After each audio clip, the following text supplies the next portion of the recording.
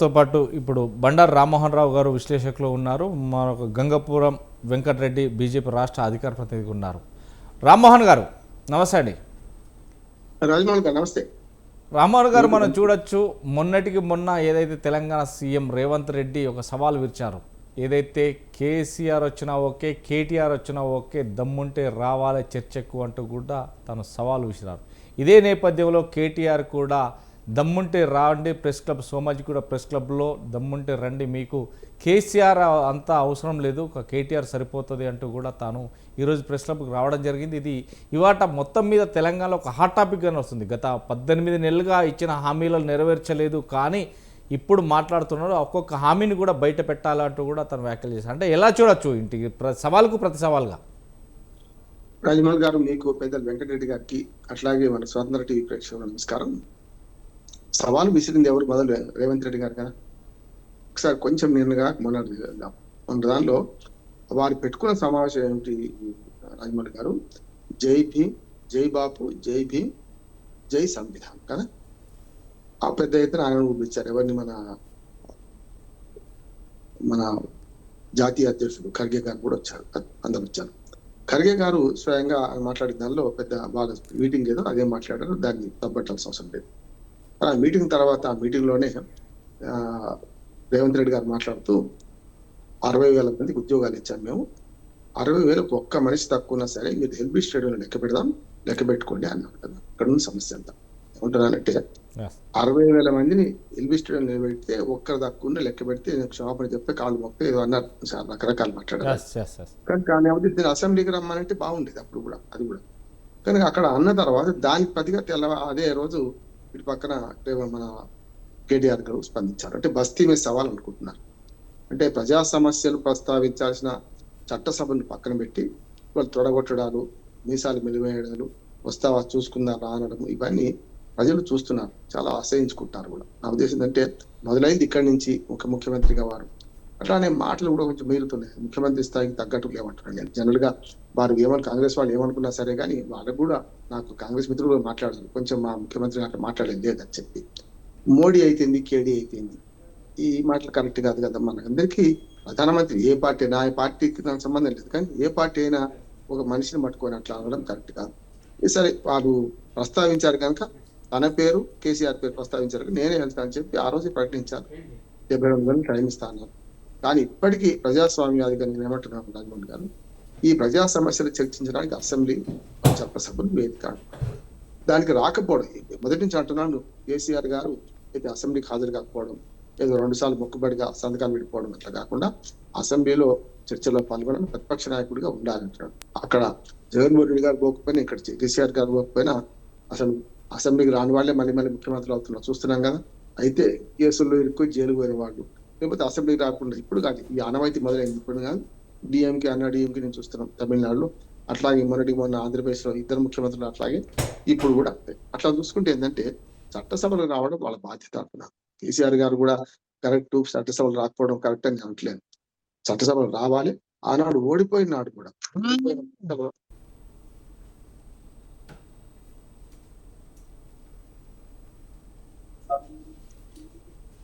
జవాబుదారితనం ఉండాలి. ఎందుకంటే ఆనాడైనా సరే ప్రజల తీర్పును మన శిరసావహిస్తున్నాను, అంగీకరిస్తున్నాను, నన్ను 10 ఏళ్ళుగా నన్ను ముఖ్యమంత్రిగా అంగీకరించి మీరు పరిపాలన చేయించినందుకు సంతోషం అని కృతజ్ఞతలు అని చెప్పి వచ్చే ముఖ్యమంత్రి ఎవరు వస్తే వాళ్లకు ఆహ్వానం పలికి చేస్తే బాగుండేది. అంటే ఆ రూమ్ దాకా అధికారం మార్పిడి జరిగేది.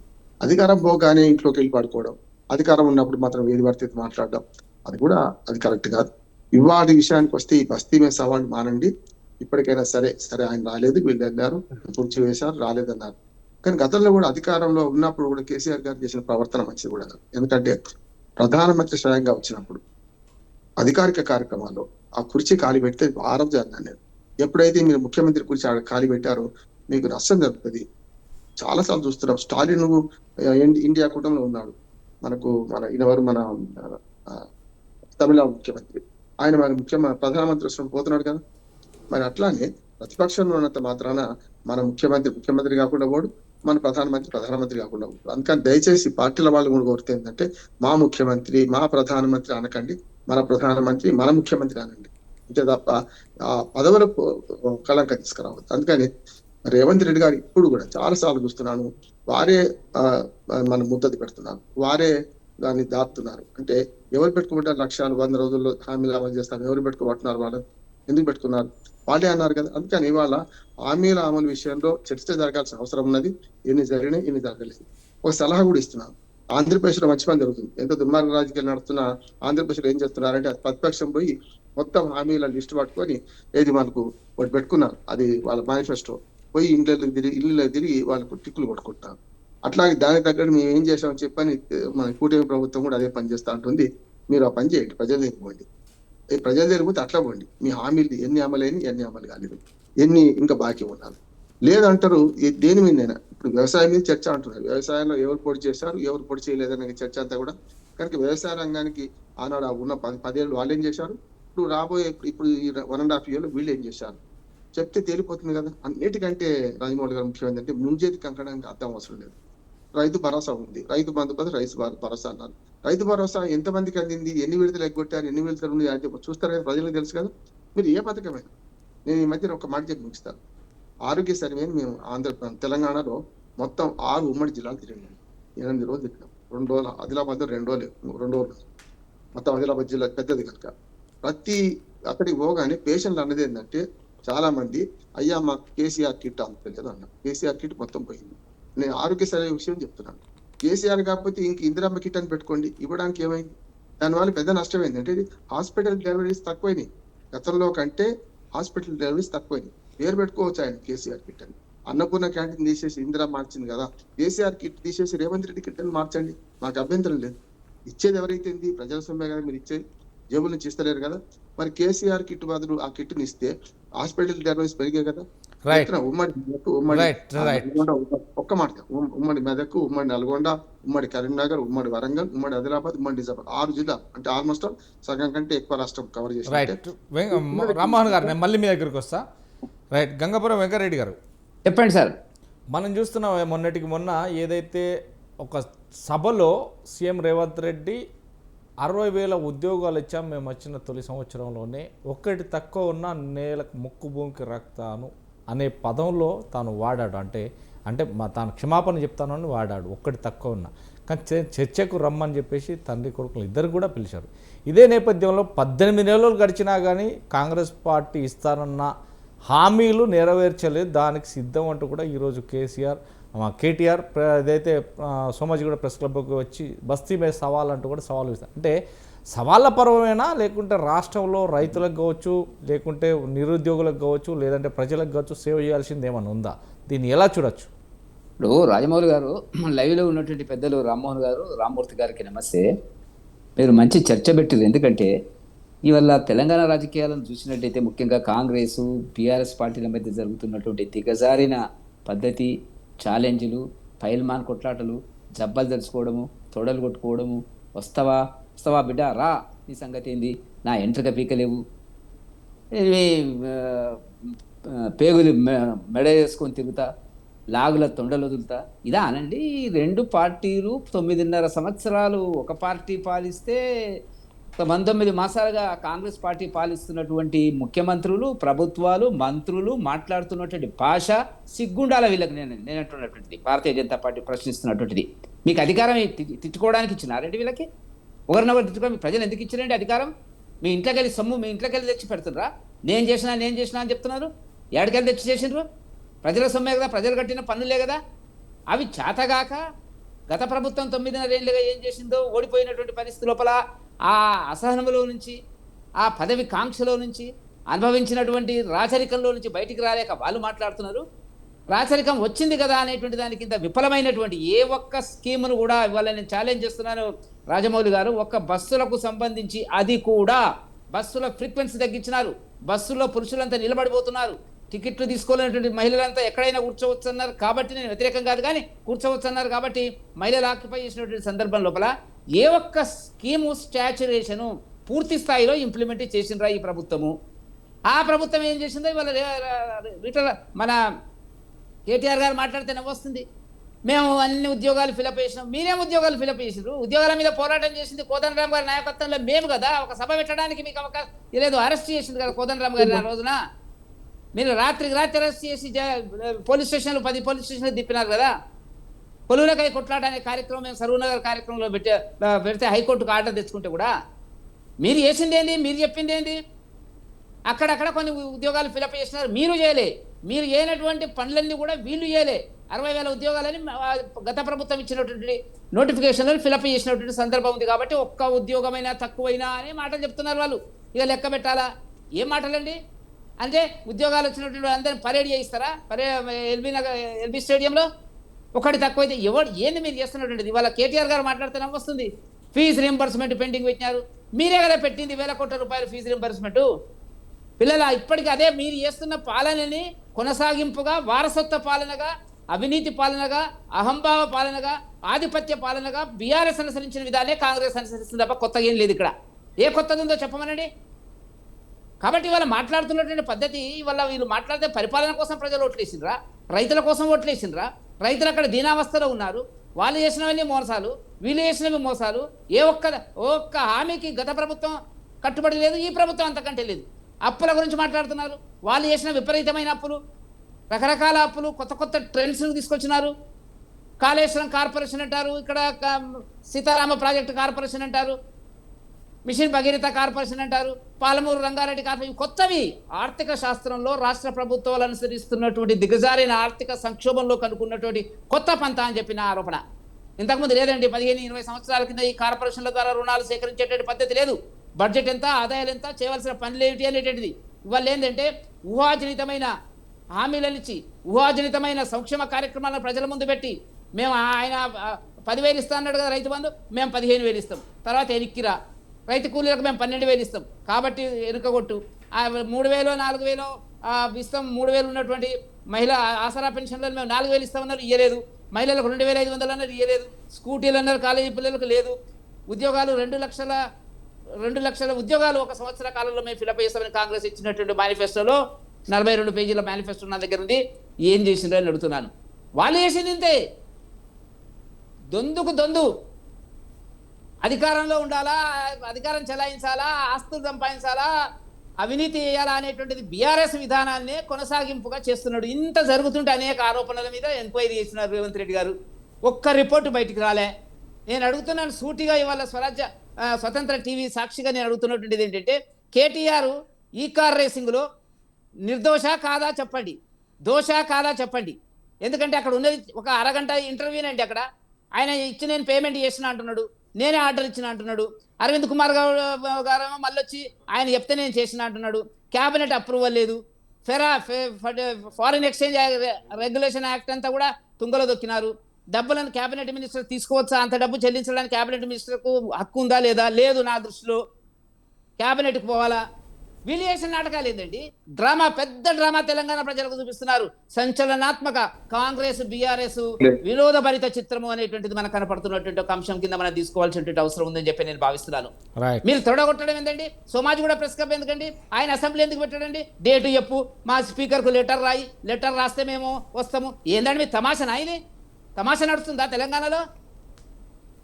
డ్రామా నడుస్తుందా తెలంగాణలో? పెట్టు, అసెంబ్లీ పెట్టు, చర్చ పెట్టు, నువ్వు పెట్టు. ఆయన ఎట్లా రాడని తెలుసు. రండి అని రేపు సోమాజి కూడా ప్రెస్ ఈయన బయలుదేరుతాడు కేటీఆర్ గారు. అక్కడ ఆయన రాడని తెలుసు, పారిపోయాడని తెలుసు. ఇదానండి వీధి రౌడీల పద్ధతి లోపల ఇవాళ 2 పార్టీలు చేస్తున్నటువంటి నాటకాలను ప్రజలు పరిశీలిస్తున్నారు.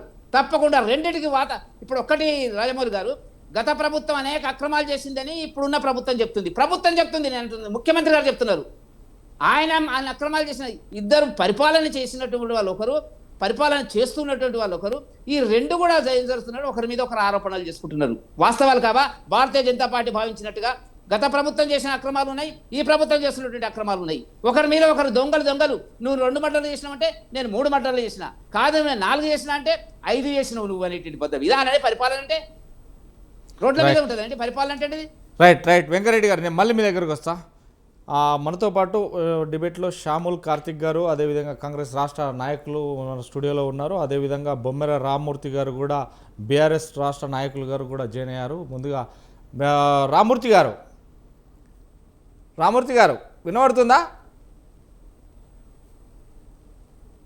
రామూర్తి గారు, నా వాయిస్ వినబడుతుందా మీకు? వినబడుతుంది. నేను వాస్తవానికి ఒక దగ్గర ఉన్నా, ఇక మీకు తప్పని పరిస్థితిలో లైవ్ లో వచ్చాను.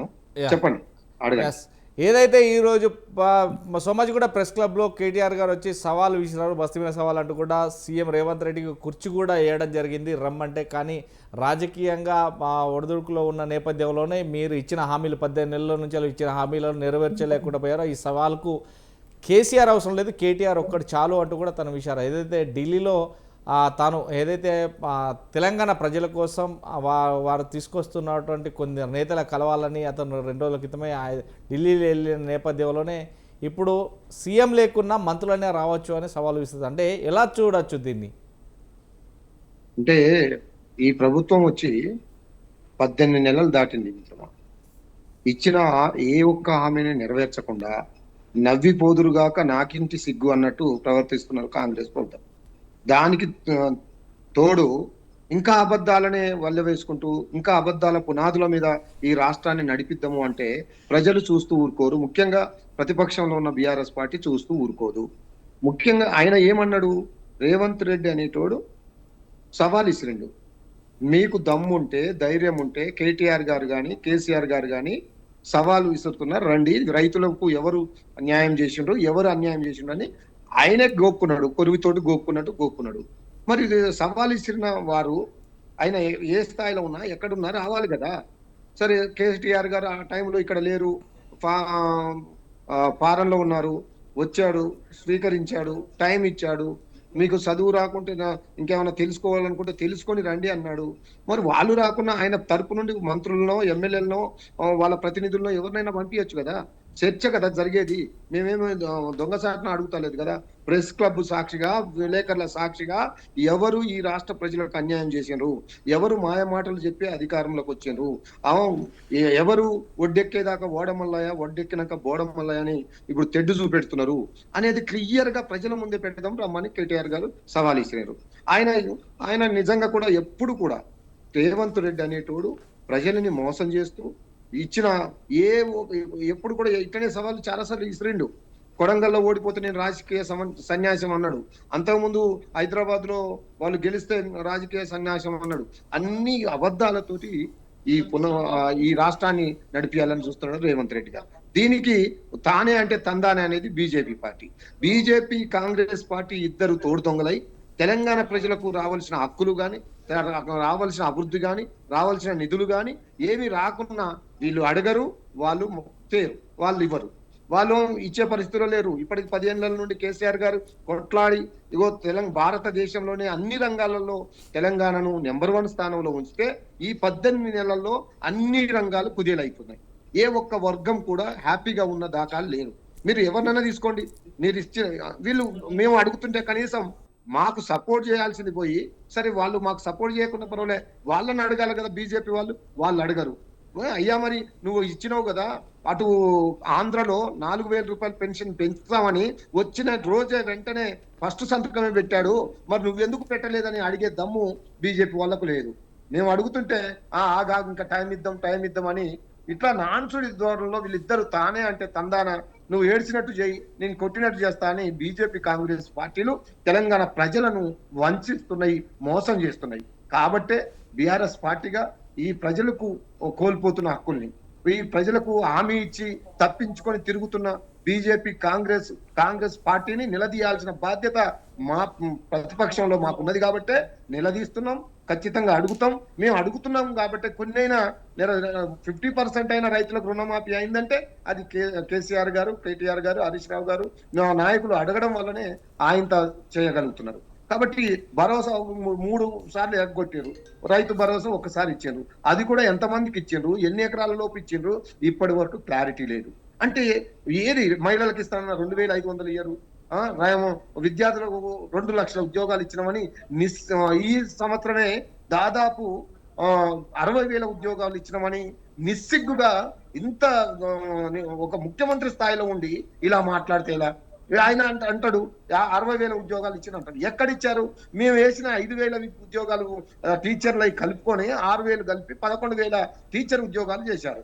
ఇవి తప్ప మొత్తం మేము నోటిఫికేషన్లు ఇచ్చినాం, మేము ఎగ్జామ్ పెట్టినాం, మేము రిజల్ట్ ఇచ్చినాం, వాటికి నియామక పత్రాలు ఇచ్చి మేము ఇచ్చినామని మందికి పుట్టిన బిడ్డల్ని మా బిడ్డలని ముద్దాడే ఈ కాంగ్రెస్ తత్వాన్ని ప్రజలు అర్థం చేసుకున్నారు.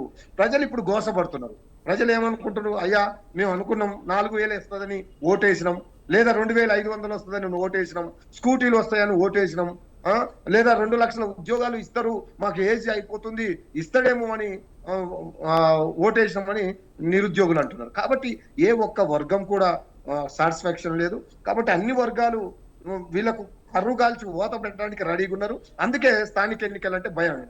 ఏది విరవగుతాడు, బారెడు మాటలు చెప్తాడు. కేసీఆర్ గారు తెలంగాణను సాధించిన, కేసీఆర్ గారు 10 సంవత్సరాలు ఈ తెలంగాణ రాష్ట్రాన్ని అగ్రగామిగా ఉంచిన ఒక గొప్ప నాయకుని పట్టుకొని ఇష్టం వచ్చినట్టు నోటికి ఎంత వస్తుందంట మాట్లాడుతూ ఉంటారు. వాళ్ళు వేరే టీవీలలో ఇష్టం వచ్చినట్టు తంబేలు పెట్టి అలా బ్లేమ్ చేస్తున్నారు. కాబట్టి ఇక మేము చూస్తూ ఊరుకోము. అది ఎవడైనా కానీ తెలంగాణ అస్తిత్వాన్ని కాపాడిన పెద్దలు వీళ్ళు, తెలంగాణ రాష్ట్రాన్ని తెచ్చిన యోధులు వీళ్ళు, తెలంగాణ రాష్ట్రాన్ని అభివృద్ధి చేసిన పెద్దలు వీరు. కాబట్టి వీళ్ళని కనుక ఎవరైనా అన్నా కనుక మా పార్టీని కానీ మా పార్టీ నాయకులను కానీ ఎవరన్నా మీరు మంచిగా రాసుకోండి, రాండి, వ్యాపారాలు చేసుకోండి, మంచిగా బతకండి.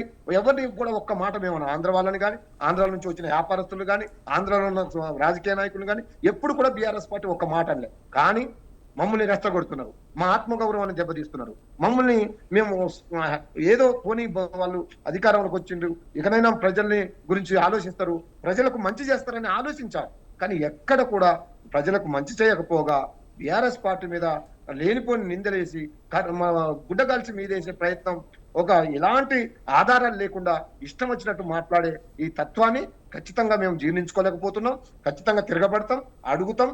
ఎవడొచ్చినా అది కేసీఆర్ గారికి వ్యతిరేకంగా ఎవరు మాట్లాడినా వాస్తవాలు ఉంటే దమ్ముంటే రమ్మనండి చర్చకు అన్నాడు కేటీఆర్ గారు. నిజంగా మీకు సీమునెత్తురుంటే నువ్వు ముఖ్యమంత్రి అయితే ఈ రాష్ట్ర ప్రజల పట్ల నువ్వు సానుకూలంగా ఉండి ప్రజలకు సేవ చేసే మొగాడివైతే రా, వచ్చి చెప్పు కేసీఆర్ తప్పు చేసిండా, ఎవరు తప్పు చేసిండు, ఈ రాష్ట్ర ప్రజల్ని ఎవడు హింసించిండో తేలిపోతుందని అడుగుతున్నాడు. మేము అడుగుతున్నాం. దానికి కేసీఆర్ గారు నీలాంటి యమాయముల్ని మట్టి గర్పించిన యోధుడు, నీ గురువుల్ని ఇక్కడ నుంచి తట్టపుట్ట చదువుకొని ఆంధ్ర పోవడానికి కారకుడైన మా గురువు, మా సార్. కాబట్టి అలాంటి యోధులు, మంచి యోధులు రాజశేఖర రెడ్డి గారి కానుంచి, చంద్రబాబు నాయుడు కానుంచి ఎంతో మందిని చూసుకుంటూ వచ్చినాం. కాబట్టి మీరు కొరివితో గోక్కోకూడదు. మీరు సవాల్ ఇసిరారు. ఆ సవాలుకు మా కేటీఆర్ గారు స్పందించి వచ్చారు. కాబట్టి మీరు తప్పించుకొని పోతున్నారు, మీరు ప్రజలకు ముఖం సాటేస్తున్నారు. కాబట్టే స్థానిక ఎన్నికల్లో మీ భరతం పడతారు. మిమ్మల్ని ఒక్కొక్కరిని ఊళ్ళల్లో ఉరికించుకుంటూ కొట్టేటట్టు ప్రజలు తయారవుతున్నారు. కాబట్టి ఇప్పటికైనా ఒళ్ళు దగ్గర పెట్టుకొని మీరు ఇచ్చిన హామీలు నెరవేర్చాలని ఉద్యమకారుడిగా, బొమ్మెర రామ్మూర్తిగా, బీఆర్ఎస్ పార్టీ నాయకుడిగా నేను డిమాండ్ చేస్తున్నాను. రైట్ శ్యామల్ గారు మనం చూస్తున్నాం, ఏదైతే సీఎం రేవంత్ రెడ్డి అప్పుడు ఒక మాట ఇచ్చాడు, 60,000 ఉద్యోగాలను ఇచ్చాను, ఒకటి తక్కువ కాకుండా కూడా చూసుకో, ప్రతిదీ లెక్కతో సరిపోతూ పోతాయి, ఎక్కడ తక్కువ అయినాగా దానికి నేను కాలు మొక్కలో లేదంటే సంథింగ్ ఇలాంటి భాషను వాడారు. ఇప్పుడు మన మీడియా తరఫున వాళ్ళేం కానీ దాన్ని వాడారు. ఆ నేపథ్యంలో దాన్ని ఛాలెంజ్గా తీసుకుని అప్పుడు లోకల్లో లేని కేటీఆర్ వచ్చిన తర్వాత దాన్ని ఛాలెంజ్గా తీసుకొని సవాళ్ళను విసురుతూ దాన్ని స్వీకరించి కూడా ఆ రోజు కూడా చెప్పడం జరిగింది. దమ్ముంటే ఖచ్చితంగా 8వ తారీఖు రండి ప్రెస్ క్లబ్లో, సోమాజిగూడ ప్రెస్ క్లబ్లో ప్రెస్ మిత్రుల ముందే మనం తేల్చుకుందాం, ఏదైతే నువ్వెంత నేనెంత అనేది మాట్లాడాలి, మీ స్థాయికి తగ్గట్టు మాట్లాడండి, మీ స్థాయి కేసీఆర్తో పోల్చలేనిది నీకు నేను చాలు అంటున్నారు. అంటే దీన్ని ఎలా తీసుకోవచ్చు? ఇప్పుడు అతను ప్రెస్ క్లబ్కి వచ్చి కూడా ప్రెస్ మీట్ పెట్టడం జరిగింది, తను బహిరంగంగా చెప్పడం జరిగింది. ఇక్కడ కనీసానికి సీఎం రేవంత్ రెడ్డి సవాల్ స్వీకరించి వస్తే లేకుండా వెళ్ళిపోయాడు, కానీ అతను లేకపోయినా ఒక మంత్రి అన్నా రావాల్సింది, ఓ రైతులకు సంబంధించి కావచ్చు, లేకుంటే వేరే ఏ ఒక్క మంత్రి కూడా రాలేని పరిస్థితి ఉంది. అంటే మాటలు మాత్రమే చెప్తారు అనేది ఉంటుంది. అంటే దీన్ని ఎలా తీసుకోవచ్చు? సార్, ఈరోజు ముఖ్యంగా ముందుగా చర్చల కన్నా ముందు ఉమ్మడి ఆంధ్రప్రదేశ్ రాష్ట్ర మాజీ ముఖ్యమంత్రి వర్యులు దివంగత రాజశేఖర రెడ్డి గారి జయంతి సందర్భంగా వారికి కాంగ్రెస్ పార్టీ పక్షాన వ్యక్తిగతంగా కూడా వారికి ఘన నివాళులు అర్పిస్తూ ఈరోజు చర్చలో భాగంగా మీరు ప్రధానంగా ముఖ్యమంత్రి గారు ఉద్యోగాలకు సంబంధించి పెద్దగా తప్పేం మాట్లాడలేడు. మనం అంటే కల్మొక్తా అని అన్నాడు. మేమేమంటున్నాము, ఇచ్చినటువంటి గెజెట్ పేపర్ల మీద ఎవరి సంతకం ఉంది, ఎవరి హయాంలో వచ్చిందో. ఇప్పుడు ఉద్యోగం వచ్చిన వాళ్ళకి ఎవరి హయాంలో వచ్చిందంటే కల్వకుంట్ల చంద్రశేఖరరావు గారి హయాంలో వచ్చింది నాకు అని చెప్తారా? వచ్చిన అభ్యర్థులందరూ కూడా thank you CM Revanth Reddy garu, thank you Congress party, thank you ప్రజాప్రభుత్వం అని చెప్పారు, కానీ థ్యాంక్ యూ కల్వకుంట్ల చంద్రశేఖరరావు గారు అని చెప్పారా? కాబట్టి ఆ విషయంలో వారు మాట్లాడినారు, కానీ మరి ఇంకా ఉద్దేశం ఏం లేదు. అయితే నేను వచ్చినప్పుడు ఏదో అన్నపూర్ణ క్యాంటీన్ల గురించి ఏదో మాట్లాడుతున్నారు సార్. అయితే అన్నపూర్ణ క్యాంటీన్లను ప్రారంభించింది నాటి ముఖ్యమంత్రిగా పనిచేసినటువంటి, ఈరోజు బీజేపీ పార్టీలో ఉన్నటువంటి నల్లారి కిరణ్ కుమార్ రెడ్డి గారే అన్నపూర్ణ క్యాంటీన్లను ప్రారంభిస్తే కల్వకుంట్ల చంద్రశేఖరరావు గారు ఆ పథకాన్ని నిజానికి ఆపేసిన తర్వాత హరే రామ్ హరే కృష్ణ వాళ్ళు వచ్చి, సార్ మేము సిఎస్ఆర్ ప్రోగ్రామ్ కింద మేము ఈ ప్రోగ్రామ్ చేస్తాము, మా కాంపన్సేటెడ్గా మాకు ఇక్కడ ల్యాండ్ అలొకేట్ చేయండి అంటే, దానిలో భాగంగా ల్యాండ్ ఎలొకేషన్లో భాగంగా వారు సిఎస్ఆర్ ప్రోగ్రామ్ కింద వారు హరే రామ్ హరే కృష్ణ వాళ్ళు ఫుడ్ పెట్టినరు. దానికి కేవలం జాగా ఇచ్చినందుకు మాత్రమే వీళ్ళు అన్నపూర్ణ అని చెప్పి కొత్తగా మళ్ళీ పేరుని తీసుకొని వచ్చి ముందర పెట్టి ఆ పథకాన్ని తీసుకొని వచ్చారు. అసలు అన్నపూర్ణ పథకం అనేది ఏందనేది నాకు తెలిసినంత వరకు 2014 వరకు రాజకీయాల్లో పూర్తిగా అవగాహన ఉన్న వాళ్ళకు, చరిత్ర తెలిసిన వాళ్ళకి తెలుస్తుంది, కానీ కేవలం 2016 నుంచి రాజకీయాలను ఫాలో అవుతున్న వారికి ఈ చరిత్ర తెలియదు. కాబట్టి దయచేసి పూర్తి చరిత్ర తెలుసుకుంటే బాగుంటుంది అన్నది. కేవలం అక్కడ జాగిచ్చినందుకు మాత్రమే కేసీఆర్ గారి ఫోటో, ముఖ్యమంత్రి కాబట్టి ఆ ఫోటో పెట్టుకొని ఇదంతా మేమే చేసినామని అబద్ధాలని ప్రచారం చేశారు. కాబట్టి దయచేసి పూర్తి చరిత్రను తెలుసుకోవాలి. అయితే ఎక్కడా కూడా మాకు కాంగ్రెస్ పార్టీ పథకాలని అమలు చేస్తలేదని నిజంగా అమాయకంగా మాట్లాడడం నాకు నిజంగా బాధ అనిపిస్తుంది. ఫ్రీ బస్ ఇస్తుంటే బస్సులు సర్వీసులు తగ్గించారని అదొక కొత్త వాదానికి తెరలేపుతున్నారు. సరే ఇంతగానం ఏం కావాలి సార్? ఈరోజు ఎయిర్పోర్ట్ నుంచి ఇక్కడికి వస్తే ఛార్జీలు ఎంత, మీరు క్యాబ్లు వేసుకుంటే ఛార్జీలు ఎంత, ఈరోజు మహిళలు ఎన్ని బస్సులు ఎన్ని టికెట్లు కొడుతున్నారో మీరు కండ్లారా చూసుకుంటా కూడా ఎన్ని పథకాలను మీ కళ్ళ ముందు పెట్టిన తర్వాత కూడా ఇంకా ఏమీ జరగట్లేదు అంటే ఏం చేయాలో మిమ్మల్ని నాకు అయితే అర్థం కాలేదు. బహుశా మీరు ఇంకెప్పుడన్నా పథకాలపైన పూర్తి చర్చ పెడితే దానిపైన నేను మాట్లాడతా. అయితే ఏమీ కొత్తగా జరగట్లేదు, గత ప్రభుత్వమే చేసింది ఇప్పుడు కూడా చేస్తుందని చాలా సింపుల్గా మాట్లాడుతున్నారు. సార్, గత ప్రభుత్వానికి ఈ ప్రభుత్వానికి చాలా తేడా ఉంది. ఈరోజు మీరు అందరూ వచ్చి ధర్నాలు చేస్తున్నారు, అదే గత ప్రభుత్వానికి ఈ ప్రభుత్వానికి ఉన్నటువంటి తేడా. గత ప్రభుత్వంలో ముఖ్యమంత్రిని తెలంగాణ రాష్ట్రం కోసము గజ్జగట్టి గర్జించిన గద్దర్ గారు కూడా కలవలేకపోయినారు. కానీ ఈరోజు సామాన్యులు కూడా ముఖ్యమంత్రిని కలవగలుగుతున్నారు. ఉద్యోగస్తులు కలుస్తున్నారు, టీచర్లు కలుస్తున్నారు, వ్యవసాయం చేసే వాళ్ళు కలుస్తున్నారు, రైతులు కలుస్తున్నారు. ఇట్లా అనేకమైనటువంటి వ్యక్తులు, వ్యవస్థలు కూడా ఈరోజు ముఖ్యమంత్రి గారు నేరుగా కూర్చొని రివ్యూలో కూర్చొని వారితో కలిసి కూర్చొని మంత్రులు కానీ శాసనసభ్యులు కానీ వీళ్ళందరూ కూడా నేరుగా ప్రజల్లోకి మమేకమవుతున్నారు. సార్, ఎక్కడైనా ఇంత ప్రమాదం జరిగితే గతంలో ముఖ్యమంత్రి కనీసం స్పందించకపోవు, కానీ ఈరోజు ముఖ్యమంత్రి స్థాయి వ్యక్తులే అధికారులను, మంత్రులను, సహచార మంత్రులను అందరిని వేసుకొని ప్రమాద స్థలికి వచ్చి ఆ ప్రమాద తీవ్రతను పూర్తిగా అంచనా వేసి బాధితులకు నష్టపరిహారాలు ఇవ్వడానికి ముందుకొచ్చి ఇదంతా మాట్లాడుతున్నారు. అయితే కార్ రేసు గురించి కానీ కాళేశ్వరం గురించి కానీ సార్ మీకు దయచేసి అంటే ఈ వేదికపై నుంచి చెప్తున్నా, ఎక్కడ కూడా మీకు ఎటువంటి అనుమానాలు ఏం లేవు. ఖచ్చితంగా ఆ సమయం వచ్చినప్పుడు, విచారణ పూర్తయినప్పుడు ప్రజల ముందు కోర్టు ద్వారా ఖచ్చితంగా ప్రజల ముందు దోషులుగా నిలబెడతాం. మా చేతుల్లో ఉన్నటువంటి అధికారం కొద్దీ మేము విచారణకు ఆదేశించినాము, విచారణ జరిగింది. దీని ఒక స్థాయి అనేది విచారణ దశలో ఉంది. కాబట్టి మన దేశంలో ఇప్పుడు మళ్ళీ న్యాయ వ్యవస్థల గురించి తక్కువ చేసి మాట్లాడుతున్న ఉద్దేశం కాదు, కానీ ఒక కేసు వేసినప్పుడు దాని ప్రతిఫలాలు ఎట్లా వస్తున్నాయో కూడా మనకు తెలుసు. కానీ అంత సమయం తీసుకోకుండా వీలైనంత తొందరగానే ప్రజల ముందు కోర్టు ద్వారా నిలబెట్టే ప్రయత్నం ఖచ్చితంగా చేస్తాం. అయితే ఇంతకుముందు అన్నగారు మాట్లాడుకుంటూ కాళేశ్వరం గురించి దీని గురించి మాట్లాడినారు. అయితే సార్, కాళేశ్వరము మేమైతే అవినీతి జరిగిందని చెప్పినారు, కానీ మీ నాయకులు కేంద్రంలో మంత్రివర్గులైనటువంటి అమిత్ షా గారు, ప్రధానమంత్రి మోదీ గారు వచ్చి అది ఏటీఎం అన్నారు కదా, దానికి ఎవరో ఎందుకు, మీరే ఒక విచారణ సంస్థను ఏర్పాటు చేసి మీ చేతుల్లో ఉన్నటువంటి అనేకమైనటువంటి విచారణ సంస్థల ద్వారా ఒక ఎంక్వైరీని వేయమని విజ్ఞప్తిగానే అడుగుతున్నా నేను. ఆరోపణ చేస్తానని విజ్ఞప్తిగానే అడుగుతున్నా నేను. మీరు దయచేసి ఒక విచారణ సంస్థ ద్వారా మీరు ఏ విచారణ సంస్థ ద్వారా చేస్తారో చెయ్యండి అని విజ్ఞప్తిగా అడుగుతున్నా. అయితే అన్నగారు వారి పక్క రాష్ట్రంలో ముఖ్యమంత్రిగా ఉన్నటువంటి చంద్రబాబు నాయుడు గారు, వారి గురువు గారు అయినటువంటి చంద్రబాబు నాయుడు గారిని బాగానే పొగిడి ఆయన ఏదో పెద్ద పథకాలు ఇచ్చేస్తున్నారు, అంతా బాగా చేసేస్తున్నారని రానున్న ఎన్నికల్లో వారితో పొత్తును మాట్లాడుకుంటున్న నేపథ్యంలో వారి మక్కువను పొందడానికి బాగానే ప్రయత్నిస్తున్నారు సార్. అక్కడ ఏదో తొలి సంతకం పెట్టి ఏదో ఇచ్చినాడని అన్నగారు వారి గురువుగారైనటువంటి గురువుగారి గురించి చాలా గొప్పగా చెప్పిండు. ఆ రాష్ట్రంలో ఏం జరుగుతుందో వైఎస్ఆర్సీపీ నాయకుల్ని పిలిపించి చర్చలో కూర్చోబెట్టండి. జగన్మోహన్ రెడ్డి గారు మాట్లాడే ప్రెస్ను ఒకసారి అడ్రస్ చేస్తున్న ప్రెస్ను చూడండి, మొత్తం తెలుస్తుంది.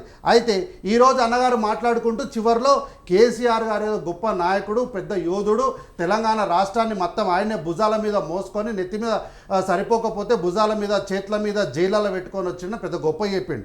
అయితే నిన్నగాక మొన్న అందరూ అంటే దాదాపు ఈ తరం ఉన్నటువంటి నాయకులు అందరూ కూడా నిజంగానే తెలంగాణను తీసుకొచ్చింది కల్వకుంట్ల చంద్రశేఖరరావు అని అనుకుంటున్నారు. అయితే సార్ ఇది ఆధారం, ఇది కోర్టుకు కల్వకుంట్ల చంద్రశేఖరరావు గారు సమర్పించినటువంటి కాగితం. ఇది ఏంటి?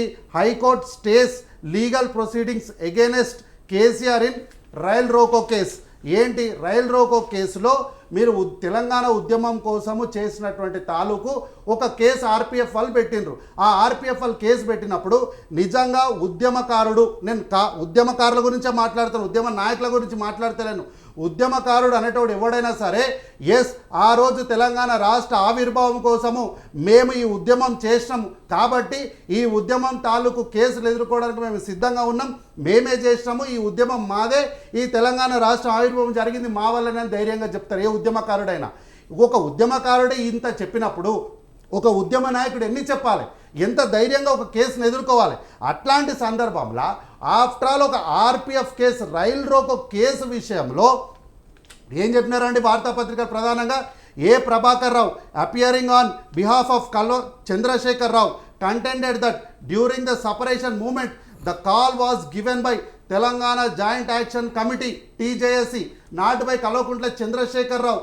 ఉద్యమం కాల్స్ ఇచ్చింది తెలంగాణ జాయింట్ యాక్షన్ కమిటీ. అంటే ప్రొఫెసర్ జయశంకర్ గారు ఇచ్చిర్రు, అంటే అన్ని రాజకీయ పక్షాలు ఇచ్చినాయి, అంటే విద్యార్థులు, నిరుద్యోగులు, సబ్బండ వర్గాలు ఈ ఉద్యమం చేస్తే తెలంగాణ రాష్ట్రం వచ్చింది. కానీ ఏ ఒక్క కల్వకుంట్ల చంద్రశేఖర్ రావు గారు ఉద్యమం చేసిండని దయచేసి తెలంగాణ ప్రజల్ని, నేటి యువతను తప్పుదో పట్టించింది వ్యవస్థ చాలు సార్. ఇంకా మీరు తప్పుదో పట్టిస్తే ఇంకా మేము ఆధారాలతో సహా చూపిస్తాం. మీరు ఇంకా ఇదే అబద్ధాలని కనుక ప్రచారం చేస్తే పార్లమెంట్లో బిల్లు పెట్టినప్పుడు కల్వకుంట్ల చంద్రశేఖర్ రావు గారు తన అధికారికమైనటువంటి అపార్ట్మెంట్లో కూర్చొని ఏం చేసిండు, ఎట్లా భయపడ్డాడు, ఎంతమందికి ఫోన్లు చేసి తెలంగాణ బిల్లు పాస్ అవ్వకుండా అడ్డుకోండి అని ఎవరెవరితో మాట్లాడిండో పూర్తి ఆధారాలతో ప్రజల ముందు పెడితే మీకున్న గౌరవం, ఇజ్జత్ కూడా పోతుంది. అయితే మేము ఆంధ్ర వాళ్ళని ఇక్కడ వ్యాపారాలు చేసుకోమన్నాము, మేము ఆంధ్ర వాళ్ళని ఇక్కడ బతకమన్నామని ఈరోజు బీఆర్ఎస్ పార్టీ నాయకులు చెప్తున్నారు. మరి వాళ్ళు ఇక్కడ వచ్చి వ్యాపారాలు చేసుకొని, ఇక్కడొచ్చి ఉద్యోగాలు చేసుకొని, ఇక్కడొచ్చి అంతా వాళ్ళు ఉన్నప్పుడు తెలంగాణ రాష్ట్రం కావాలని ఎందుకు కోరుకున్నాం సార్ మనము? ఈ రోజు ఏదో మేము కడుపులో పెట్టుకొని చూసుకుంటున్నాం అంటారు. అరే అరకెపూడి గాంధీ గారిని అరకెపూడి గాంధీ, అరే ఆంధ్రోడా, అరే బతకని ఇంకా వచ్చినోడా అన్నది ఎవరు సార్? ఎవడాడు అన్నోడు? అన్నోనికి మరి దిమాకు ఉందా లేదా? మరి అన్నోడిని మీరు ఎట్లా పెంచి పోషిస్తున్నారు అని ఈరోజు సూటిగా ప్రశ్న వేస్తున్నా. అయితే ప్రధానంగా ఈరోజు కల్వకుంట్ల తారక రామారావు గారు వచ్చి ఈరోజు మీటింగ్లో ఆయన కూర్చున్న విధానం చూస్తే నిన్న మొన్న 2 వారాల క్రితము మా ఇంట్లో ఫంక్షన్ జరిగింది, ఆ ఫంక్షనే గుర్తొచ్చింది తప్ప వేరేది ఏం లేదు సార్. అయితే వీళ్ళ హయాం మొత్తంలా, in the regime of KCR మొత్తంలా వీళ్ళు విడుదల చేసింది ఎంత సార్? కేవలం 65 కోట్ల రూపాయలు మాత్రమే రైతుల పైన వీళ్ళు, రైతు బంధు పైన వీళ్ళు ఖర్చు పెట్టినరు. ఎంత? 70 lakhs farmers who benefited by 65 crores paid them in installments of in 10 installments so far. 10 ఇన్స్టాల్మెంట్స్లా మీరు ఇచ్చింది ఎంత? కేవలం 65 కోట్లు మాత్రం. అంటే ఇన్నాన్ యావరేజ్గా 5,500 సబ్జెక్టు కరెక్షన్ 5,500 చిల్లర కోట్లు మాత్రమే. కానీ రేవంత్ రెడ్డి గారు 18 నెలల్లో మీరు ఎంతేసిరు అంటారు. చరిత్ర ఏం లేదు, నేనే క్లియర్గా చెప్తున్నా. రేవంత్ రెడ్డి గారు 9,000 కోట్లు వేసిరు. 9,000 కోట్లలో 6,000 రూపాయలు ప్రతి ఎకరాకేస్తే 70,11,984 మంది రైతులు ఇందులో లాభపడితే 1.49 కోట్ల ఎకరాల ఆఫ్ ల్యాండ్ దీంట్లో సాగులోకి వచ్చింది. అయితే ఇదొక్కటే కాదు, మేము 2 లక్షల రూపాయల రైతు రుణమాఫీని మాఫీ చేసినప్పుడు 25 లక్షల farmers at total cost of 21,000 crores. ఇది మా యొక్క చరిత్ర. 13,800 క్రోర్స్ ఆఫ్ కోట్ల రూపాయలను రైతు భరోసా మీద పెట్టినాం. 1,119 కోట్ల రూపాయలని ప్యాడీ మీద బోనస్గా ఇచ్చినాము. అట్లాగే 500 రూపాయల బోనస్ అంటే 500 రూపాయల క్వింటాల్ పైన. అట్లాగే 2,121 క్రోర్స్ ఫర్ రైతు బీమా insurance scheme, 16,691 crores for free power to 29 lakh agricultural pump sets, 11,000 crores on irrigation projects. మీరు చేసిన ఘనత ఎత్తా బీఆర్ఎస్ రెజిమ్లో చేసింది. In the last 10 years of BRS rule, only 16,000 crores was released for crop loans, most of which went to pay only interest. This actual waiver was just 3,000 crores అని చెప్పి ఈరోజు ప్రధానంగా ఇది ఆధారాలతో సహా చెప్తున్నా నేను. కాబట్టి బీఆర్ఎస్ గవర్నమెంట్ మనకు ఇప్పటికి 8.2 lakhs క్రోర్స్ని అప్పు ఇచ్చిన తర్వాత కూడా మేము ఈ 9,000 కోట్ల రూపాయలని కేవలము 9 రోజులలోనే ఇచ్చినాం. అయితే సార్ నేను ఈరోజు మామూలుగా వికీపీడియా ఓపెన్ చేసి అసలు ఈ రైతు బంధు ఏంది ఇదంతా ఏందని చూస్తే in the history of Wikipedia for the first time misuse గురించి ఒక ఎపిసోడే రాసిండ్రు సార్ వాళ్ళు. ఏంటి ఈ స్కీమ్స్ మొత్తం కూడా ల్యాండ్ లార్డ్స్కి, వాళ్లకు ఇన్కమ్ ఉన్న వాళ్లకు, బాగా ఎక్కువ డబ్బులున్న వాళ్ళకు మాత్రమే వచ్చిందంటూ వాళ్ళు మిస్యూజ్ ఎట్లా జరిగిందో in the history of Google, in the history of Wikipedia ఏ ప్రభుత్వ పథకంలో కూడా ఇట్లా మిస్యూజ్ అనే పదాన్ని వాళ్ళు ఎప్పుడు రాయలే. కానీ ఇక్కడ వాళ్ళు రాసినారంటే మీ చరిత్ర ఏందో ఒకసారి తెలుసుకోండి. 1 ఎకరం కింద ఉన్నటువంటి వాళ్ళు కేవలం 18 లక్షల మంది ఉంటే మీరు ఇచ్చింది ఎంత సార్? 14.4 బిలియన్ మాత్రమే. కానీ 50 ఎకరాలకు పైచిలుకున్న వాళ్ళు 15,000 మంది ఉంటే దానికి మీరు 119 మిలియన్ రూపీస్ వాళ్ళ మీద మీరు ఖర్చు పెట్టిండ్రు. కానీ మేము మాత్రము 12,000 రూపాయలని ఇస్తూ దానికి ఒక లెక్కనిస్తూ వ్యవసాయం చేసే రైతులకు మాత్రమే ఈరోజు రైతు భరోసాను అందిస్తున్నటువంటి నేపథ్యం ఉంది. నా పార్టీ ఈరోజు నాకు అవకాశం ఇవ్వలేదు. ఒకవేళ కల్వకుంట్ల తారక రామారావుతో చర్చలో వెళ్ళి పాల్గొనమని ఒకవేళ నన్ను నా పార్టీ ఆదేశించింటే ఆయన లారీ కాగితాలతో వచ్చినా నేను ఇది ఒక్క కాగితంతో ఆయనతో చర్చలో పాల్గొంటుండే. కాబట్టి నిన్ననే కదా సార్ మా సామారామోహన్ రెడ్డి గారు గన్ పార్క్ వచ్చి రండి కల్వకుంట్ల తారక రామారావు వస్తారా, ఎవరు వస్తారా అంటే ఎవరు రాకుండా పారిపోయినరు. సభలోకి రమ్మంటే సభలోకి రాకుండా పారిపోయినరు. సభలో చర్చలో కూర్చొని మేము దీనిపైన వాకౌట్ చేస్తున్నామని పారిపోయిన వాళ్ళు వీళ్ళు కాదా? ఈరోజు వచ్చి ప్రెస్ క్లబ్లో వచ్చి కూర్చొని మాట్లాడుతున్నారు.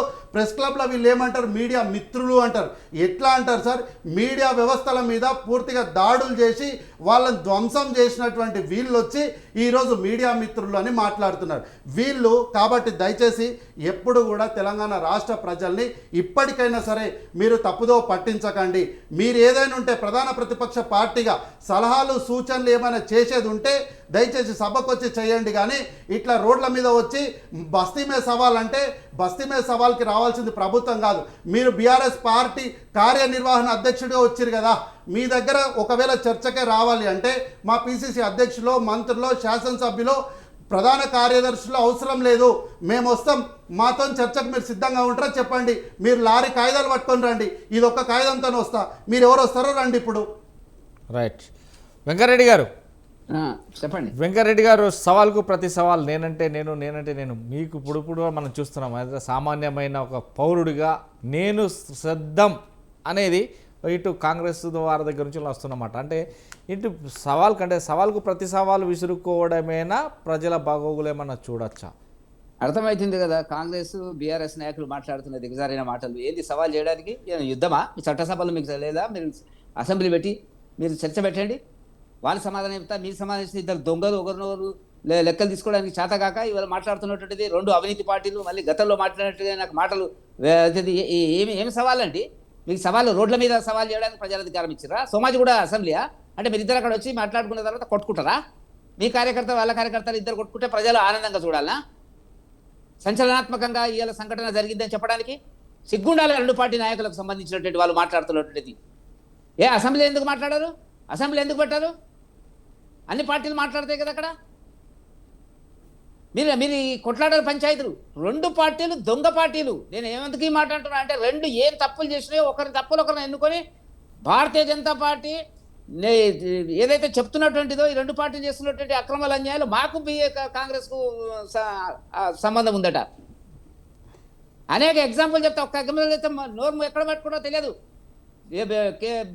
కేసీఆర్ గారి జమానాలో డీజీపీగా పనిచేసినటువంటి ఒక వ్యక్తి పేరెందుకు కానీ 5 సంవత్సరాలు 6 సంవత్సరాలు పనిచేసి అన్ని రకాలుగా పదవులు అనుభవించినటువంటి వ్యక్తిని ఫోన్ ట్యాపింగ్లో అతనికి తెలియకుండానే జరిగిందండి. Phone tapping, Prabhakar Rao appointment, retire అయినటువంటి వాళ్ళని, రాధాకిషన్ రావు గారు వీళ్ళందరినీ తిరుపతి అన్న వీళ్ళందరినీ అపాయింట్ చేసింది ఎవరండి? ఆ వ్యక్తే కదా. ఆ వ్యక్తికి రేవంత్ రెడ్డి గారు ఏ కోణంలో, ఏ అండర్స్టాండింగ్లో, బీఆర్ఎస్ నాయకులతో ఉన్న అండర్స్టాండింగ్ ఏంది, ఎందుకు పబ్లిక్ సర్వీస్ కమిషన్ చైర్మన్గా, మొదటి పబ్లిక్ సర్వీస్ కమిషన్ చైర్మన్గా ఎవరు దొరకలేదండి తెలంగాణలో? ఏ ప్రొఫెసర్ లేడా, ఏ మేధావి లేడా? ఇటువంటి అండర్స్టాండింగ్ ఉన్న ఇప్పటి కూడా నేను చెప్తున్నా, ఒక్క కేసులో కూడా వాళ్ళు ఎంక్వైరీ చేయరు. కొట్లాడుకుంటున్నారు ఇద్దరు కూడా, కొట్లాడుకొని ప్రజలను కాలం గడిపేటువంటి పద్ధతుల వీళ్ళు వాళ్ళు ప్రయత్నిస్తున్నటువంటి పరిస్థితులను ప్రజలు గమనిస్తున్నారు. దీంట్లో ఏం సందేహం లేదు. నేనేమంటున్నా అంటే, మీరు ఏదైనా రాష్ట్రంలో ఉందా? రాజమౌళి గారు మీరు చెప్పండి, సీనియర్ జర్నలిస్ట్గా రాష్ట్రంలో ఇట్లాంటి కొట్లాటలు ఉంటాయండి ప్రతిపక్ష పార్టీలకు, అధికార పార్టీకి?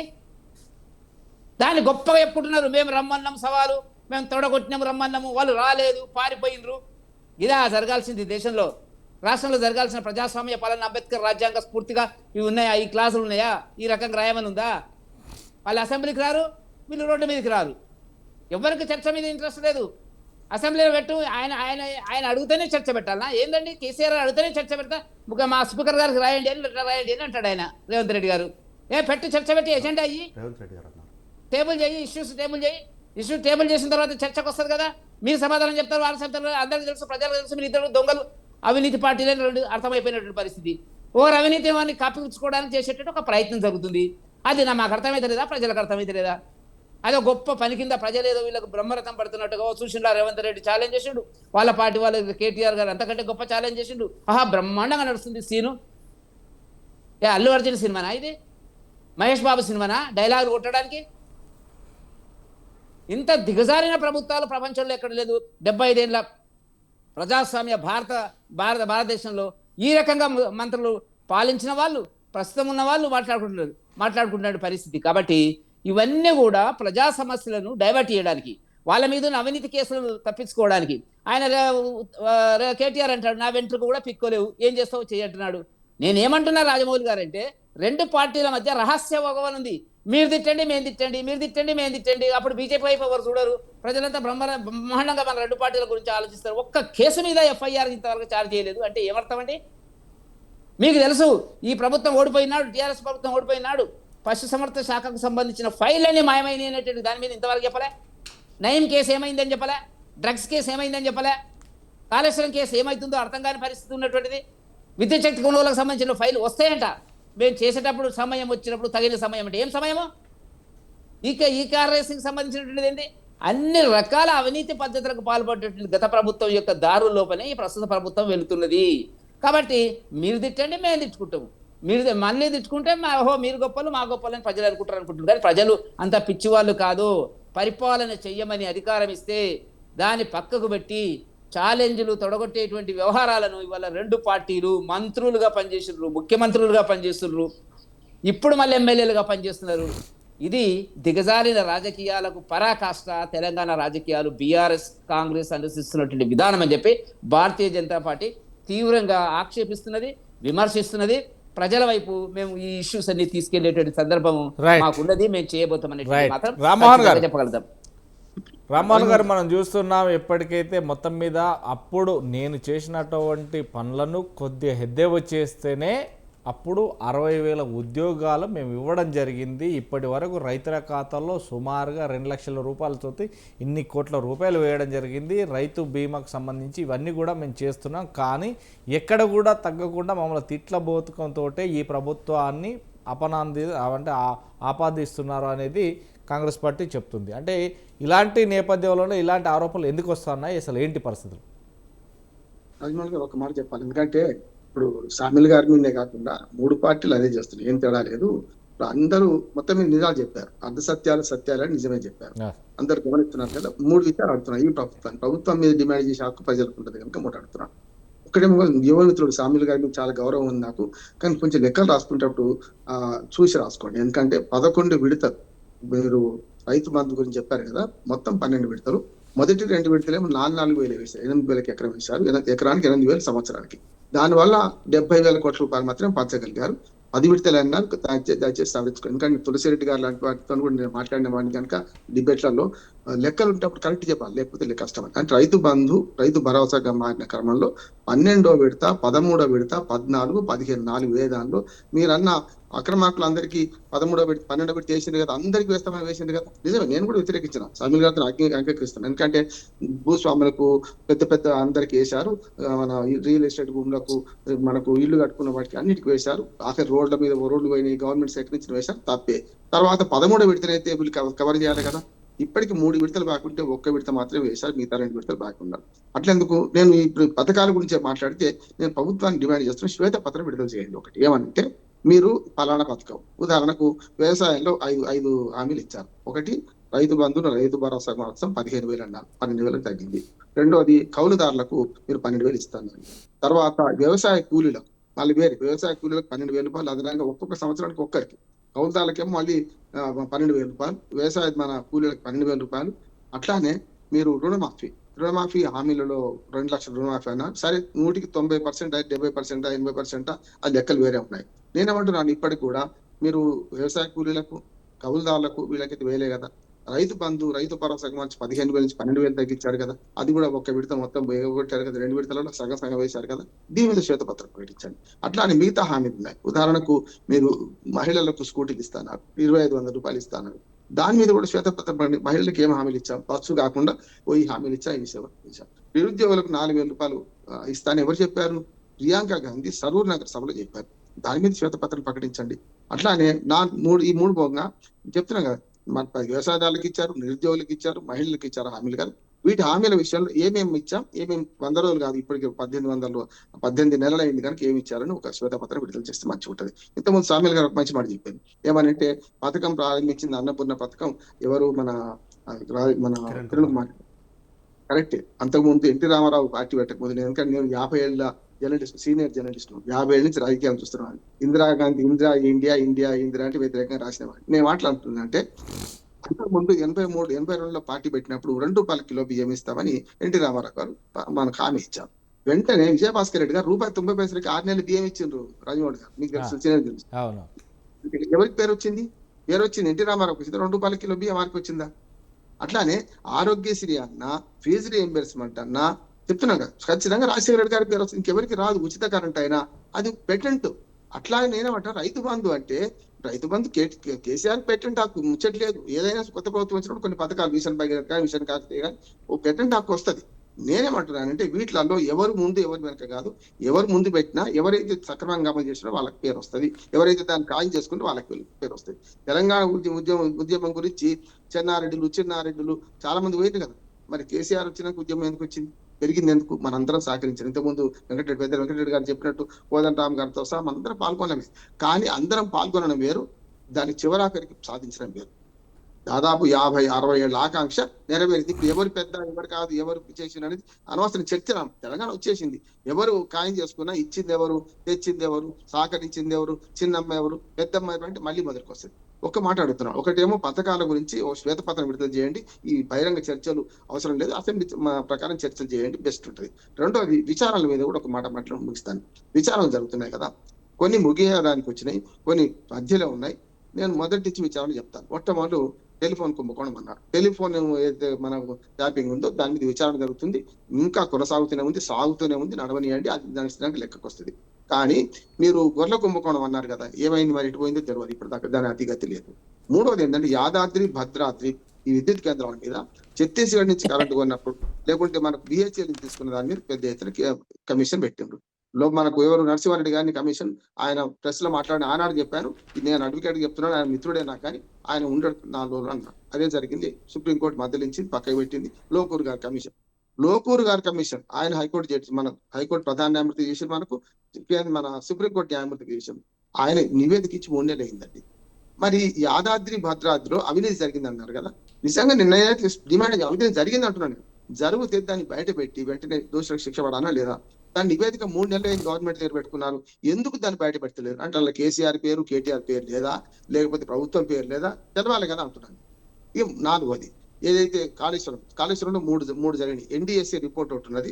ఎన్డీఎస్ఏ రిపోర్ట్ పూర్తిగా ఏం జరిగింది చెప్పిండ్రు, ఎట్లా పునరుద్ధరించి చెప్పిండ్రు. అంటే కాళేశ్వరం మీద కక్ష మీకుంటే ఉండొచ్చు, కానీ కాళేశ్వరం రక్షించి మిగతా పనులను చేసి మాకు నీళ్లు ఇవ్వచ్చు, రైతుల మీద కక్ష ఎందుకు? కాళేశ్వరం మీద కక్ష ఉంటే ఉండొచ్చు, ఏది కేసీఆర్ మీదనో పాత ప్రభుత్వం మీద. రైతుల మీదకి ఎందుకు శిక్ష? అదొకటి. రెండోది ఏంటంటే విజిలెన్స్ కమిషన్ ఇప్పటికే ఒక నివేదిక ఇచ్చింది. ఆ నివేదికలో 38 మంది పేరు రాసి వీళ్ళు అక్రమార్కులు ఇంత జరిగింది అంటున్నారు. కాళేశ్వరంలో స్పష్టంగా అవినీతి కనపడుతూనే ఉంది. 200 కోట్లు ఇద్దరిని పట్టుకుంటే ఆయన 200 కోట్లు, ఆయన 200 కోట్లు. హరిరామును మనకు నూనె శ్రీధర్ ఇద్దరు పట్టుబడ్డారు కదా, జైల్లో ఉన్నారు కదా. మరి వాళ్ళ అవినీతి ఇద్దరిదే ఉంటే పైదాకా ఎత్తుండొచ్చు. 1,00,000 కోట్లు మొత్తం ఖర్చు అయిందే 90,000 కోట్లు. 90,00,000 కోట్ల అవినీతి అని మాట వాడుతున్నాం, కానీ అది కరెక్ట్ కాదు. 90 కాదు, 10,000 కోట్లు 20,000 కోట్లు అయింది అనుకుందాం. అయితే అవినీతి పట్టుకునే క్రమంలో ఇద్దరు దొరికితే ఇంత అయినప్పుడు మరి దాని గురించి ఎందుకు మాట్లాడతలేరు? అంటే అవినీతి అధికారులు రక్షిస్తున్నట్టు లెక్క కదా. రేవంత్ రెడ్డి గారు ఒక మంచి మాట అన్నారు. ఏమనంటే, ఒకవేళ కాళేశ్వరం ప్రాజెక్టులో కానీ పూర్తి విచారణ జరిపితే సగం ఇరిగేషన్ శాఖ ఖాళీ అయిపోతాను. సగం ఇరిగేషన్ శాఖ ఎవరు ఉండరట. అటెండర్ నుంచి చీఫ్ ఇంజనీర్ దాకా పోతారట. మరి పోవాలి కదా, అవినీతి చేసిన పోవాల్సిందే కదా. ఇప్పటికైనా ఏమంటారంటే, సరే కాళేశ్వరం కమిషన్ ఇంకొక 15-20 రోజులు టైం ఉంది. ఇవాళ 8వ తారీఖు కదా, ఇంకొక 22 రోజులు టైం ఉన్నది. ఈ నెల 31వ తేదీ దాకా వాళ్ళకి టైం ఉంది. ఇప్పటికీ క్యాబినెట్ మినిట్స్ అవన్నీ ఇచ్చారట వారికి. వారు దాన్ని చూస్తారు, దాన్ని బట్టి మళ్ళీ చేస్తారా 7వసారి పొడిగించి 8వసారి చేస్తారు. రైట్ షామిల్ గారు, మనం ఒకటే రాజమౌళి గారు ఒకటే మాట. ఇప్పుడు మనం చేయాల్సింది ఏంటంటే, ఈ కమిషన్ల మీద విచారణ జరుగుతుంది కదా, అన్ని కమిషన్ల విచారణ మీద ఒక శ్వేతపత్రం విడుదల చేయండి. పథకాల అమల్లో కూడా మీరు ఏం చేశారు, ఏం చేయలేదు విచారణ చేస్తే మన దాన్ని శ్వేతపత్రం విడుదల చేసి అసెంబ్లీ చర్చకు పెట్టండి. బెస్ట్ అసలైన వేదిక అసెంబ్లీ మాత్రమే, ప్రజాక్షేత్రం. రైట్ షామిల్ గారు, మనం ఏదైతే ఇప్పుడు దానికి తెలంగాణ ప్రభుత్వం లోపల ఇస్తామన్న హామీలు అయితే నెరవేర్చలేదు. ఇస్తామన్న హామీలు నెరవేర్చిన తర్వాత ఈ చర్చలు ఎందుకు వస్తాయి, వీటంతా ఎందుకు వస్తాయి? మీరు 18 నెలలుగా ఎవరికి కూడా చేస్తామన్నది చేయకనే, కానీ ఏదో తూతూ మంత్రంగా ఇంత అంతా ఇస్తాం అనేది ఒక ఆరోపణలు అయితే ఉన్నాయి. అంటే ఈ తెలంగాణ ప్రభుత్వం రైతులకు కావచ్చు, ఉద్యోగులకు కావచ్చు, నిరుద్యోగులకు కావచ్చు, లేదంటే మహిళలకు కావచ్చు, ఏదైతే ఇస్తామన్న 6 గ్యారెంటీల పథకానికి సంబంధించి ఈ గ్యారెంటీలు ఎప్పటి వరకు ఇస్తారు అనేది ఒక ఆరోపణ ఉంది. దాని మించం సార్, అయితే ఇంతకుముందు సార్ మాట్లాడుకుంటా అంటే వారిపైన వారు చెప్పిందాన్ని నేను డెఫినెట్గా ఎప్పుడైనా సరే ఒక సూచన చేస్తే నేను తీసుకుంటా. అయితే సార్, నేను చెప్పిన లెక్కలేవి నేను రాసుకొని వచ్చిన లెక్కలు కాదు సార్. ఇది ప్రధానమైనటువంటి వార్తాపత్రికల్లో వచ్చిన లెక్కను మాత్రమే చెప్పిన నేను. వారు 4,000 వేసిరా 3,000 వేసిరా అనేది అది పూర్తి చర్చలోకి పోతే దాన్ని చర్చ చెప్పొచ్చు, కానీ ఇది కేవలం ఇది ఒక పేపర్ కాదు, ఆల్మోస్ట్ అన్ని పేపర్లలో వచ్చినటువంటి ప్రధానమైనటువంటి వార్తనే క్రోడీకరించి నేను చెప్పిన.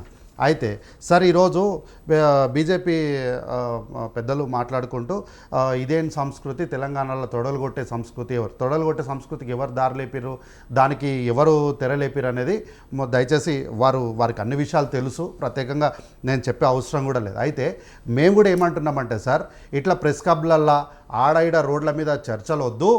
ఏ బీజేపీ శాసనసభ్యులైతే ఏ సభలో అయితే ముఖ్యమంత్రి గారు బాగా చేస్తున్నారు అని మాట్లాడుకుంటూ, సార్ మీరు ఈ పథకం చేస్తున్నారు, ఈ పని చేస్తున్నారు, దీనితో పాటు ఈ పని కూడా చేస్తే ఇంకా బాగుంటుంది, ప్రజలకు ఇంకా మంచిగా జరుగుతుంది అని ఒక నిర్మాణాత్మకమైనటువంటి సలహాలు సూచనలు ఇచ్చి ముఖ్యమంత్రి గారి పాలనలో ఏ శాసనసభ్యులైతే ఏ శాసనసభలో పొగిడినరో ఆ శాసనసభలోనే చర్చ పెడతాం, ఆ శాసనసభకే రమ్మని చెప్తున్నాం.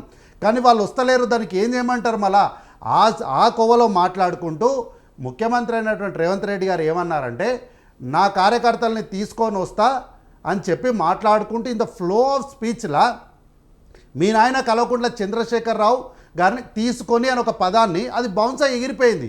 దాన్ని పట్టుకొని కల్వకుంట్ల తారక రామారావు గారు ఇగో నేను వచ్చిన ముఖ్యమంత్రి ఏడున్నాడు అంటే మీరు పిలిచినట్లు మీరు వచ్చినట్లు ఎక్కడికంటే అక్కడికి ప్రభుత్వం రాదు అని ఈ చర్చలో నేను చెప్పాలనుకున్న ఇంతకుముందు.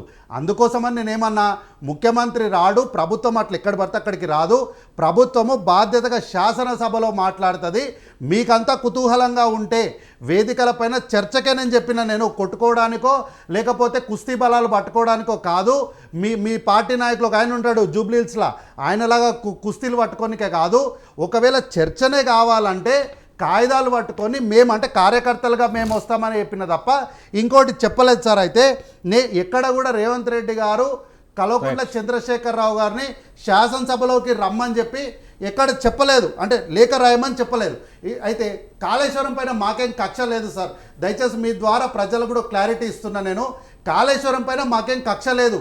మాకున్నటువంటి ఇబ్బందులు ఏంటంటే కాళేశ్వరం యొక్క నిర్మాణం పైన జరిగినటువంటి విధానాలపైనే, అక్కడ జరిగిన అవినీతి పైనే మా పోరాటం తప్ప కాళేశ్వరం పైన మాకు ఎక్కడ కూడా వేరే ఉద్దేశం లేదు. అయితే సార్ చివరిగా కాళేశ్వరం విషయంలో ఆల్ పార్టీ మీటింగ్ పెట్టినప్పుడు అసలైన వాళ్ళు రాకుండా సంబంధం లేని వాళ్ళని వచ్చి కూర్చుని 5 నిమిషాల్లో మేము వాకౌట్ చేస్తున్నాం ఈ సభలో నుంచి అంటే ఇంకా ఎవరికి చిత్తశుద్ధి ఉందో దయచేసి ప్రజలు కూడా తెలుసుకోమని విజ్ఞప్తి చేస్తున్నా.